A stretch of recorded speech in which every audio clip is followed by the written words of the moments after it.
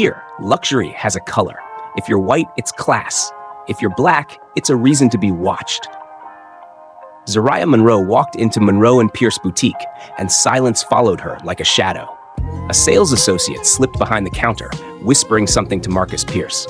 His lips curved into a knowing smirk, the kind that says, "I already know your kind." Across the room, Talia Grant was handed a glass of champagne, her laughter soft and golden, the sound of privilege disguised as grace. Ayanna Brooks stood nearby, her chest tight with anger and fear, because in this place, even silence from a black woman could be misread as guilt. Zariah's fingers brushed against a silk dress. That small touch was enough to tense the air. A clerk's voice broke the quiet, polite but sharp. "Please don't soil the display piece." Zariah smiled, calm, precise. In this country, sometimes just showing up black is all it takes to be accused. And in that fragile quiet, a storm began to rise. The air seemed calm, yet every glance had turned into an invisible rope tightening around Zariah. Marcus walked over, his tone half smirk, half threat. "We have a few rules for special customers." Zariah met his eyes. "Special because of my skin, or because arrogance is your habit?" No one answered. Silence carried more weight than words.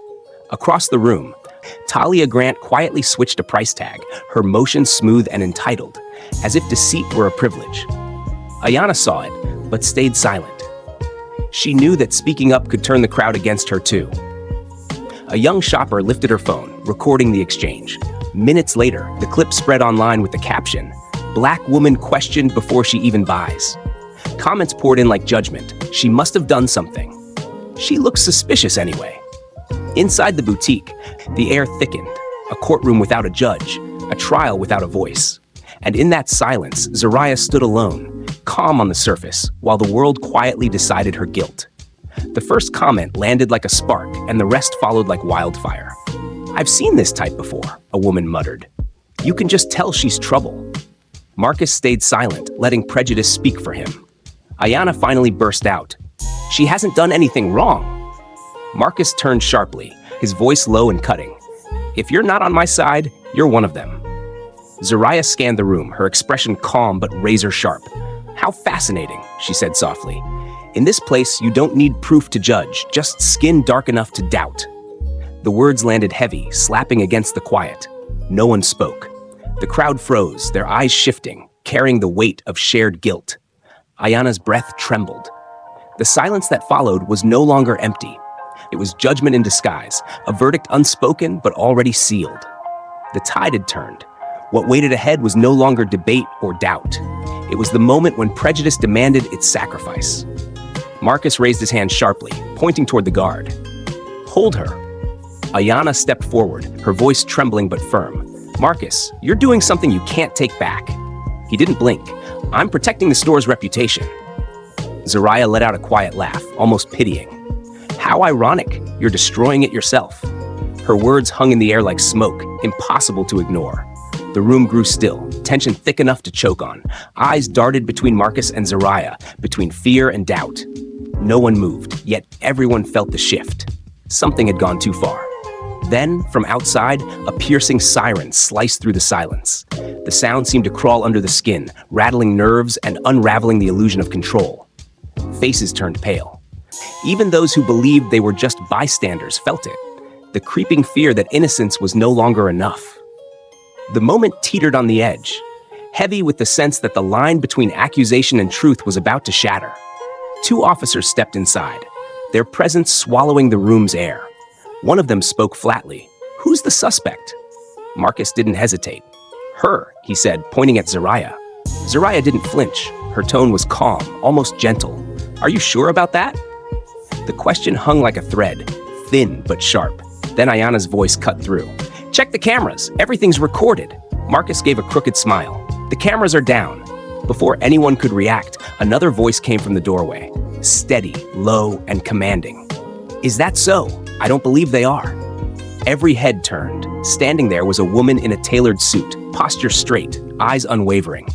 The air shifted instantly, authority wrapped in silence. No one spoke. Even Marcus's confidence seemed to falter under her gaze. The officers exchanged looks, uncertain for the first time. The storm had paused, not ended. Something was about to change, and everyone could feel it coming. The woman stepped forward, voice calm but firm.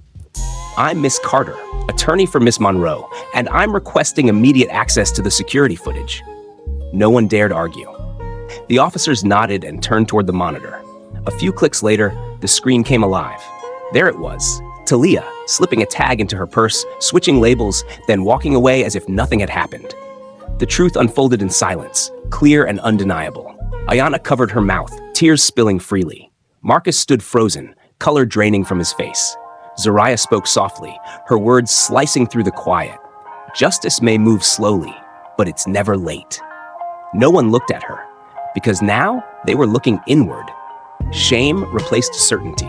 Every pair of eyes that once judged her now carried the weight of their own reflection.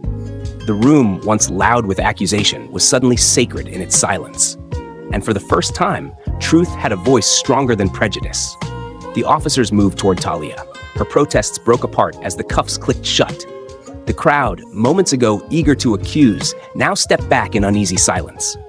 No one met Zariah's eyes. Guilt had a face now, and it looked too familiar. Marcus swallowed hard, words trembling out of him. I didn't know." Zariah's gaze was steady, almost gentle. "You knew. You just chose not to see." Her voice carried no anger, only truth. It landed heavier than any shout could. Around them, whispers faded into nothing. The same people who once fed the fire now stood in the smoke of their own making. In that moment, justice didn't need a gavel or a speech. It was alive in the quiet shame that filled the room. And for Marcus, every second of silence felt like a verdict he could never appeal. Zariah stepped toward Marcus, calm as ever. From her purse, she pulled out a small silver card engraved with bold letters. Monroe and Pierce, co-founder. The sound of metal against light filled the silence between them. Marcus blinked, confusion cracking into disbelief. "This store," she said, voice clear and steady, "was never just yours. It carries my name, my work, my vision. And today, Marcus, you lose it." Gasps rippled through the crowd, whispers breaking like glass. The weight of her words didn't need anger to land. It carried the authority of truth reclaimed. Marcus opened his mouth, but nothing came out. The same arrogance that once filled his tone had vanished, replaced by the hollow echo of downfall. Zariah didn't wait for him to respond. The revelation spoke for itself. Justice wasn't just served in law, but in legacy. And for the first time, everyone saw who truly owned the room. Marcus fell to his knees, voice trembling as pride drained from his face. "Zariah, I was wrong. Please, give me another chance." Her expression didn't change. "You're not sorry for what you did," she said quietly. "You're just afraid everyone finally saw it." The words cut deeper than anger ever could. She signed the termination papers, her hand steady, and handed the folder to Ayanna. The gesture was simple, but it carried the weight of justice. Silent, undeniable, complete. Ayanna took the file, eyes wide with disbelief that trust could be transferred like light from one heart to another. Then came the applause. Not loud, not triumphant, but real. A sound of truth finally acknowledged. Marcus stayed frozen on the floor, surrounded by what he once controlled, now slipping away like dust. And Zariah, standing tall, was no longer just defending herself. She was rewriting the balance of power. Zariah turned to Ayanna, her voice calm but full of meaning. "From this day forward, you are the manager of Monroe Boutique." Ayanna froze, her breath catching as the weight of those words settled in. I don't know what to say." Zariah smiled softly. "Then just promise me one thing, that no one will ever be treated like a suspect for simply being themselves." Ayanna nodded, tears glimmering in her eyes. Around them, the air felt lighter, as if the store itself had taken a deep breath. Zariah stepped outside. The afternoon sun broke through the clouds, and the golden sign above the door now read only one word: Monroe. Its glow wasn't the reflection of luxury anymore, but of something far greater: justice. For the first time, the city didn't just see a boutique. It saw a statement that dignity, once denied, can rise again and shine its own light.